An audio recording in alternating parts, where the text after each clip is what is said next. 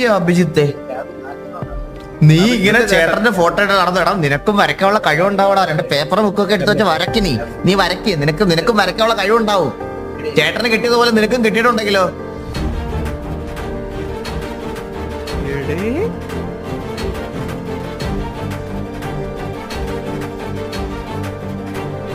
എന്റെ പൊന്നോ, അനിയൻ വരച്ചതാ.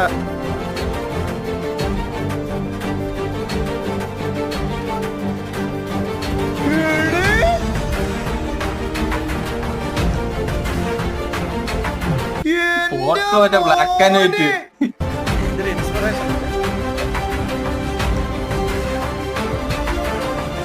ഇവിടെ അവ സീരിയസ് ആയിട്ട് എടുത്തത്.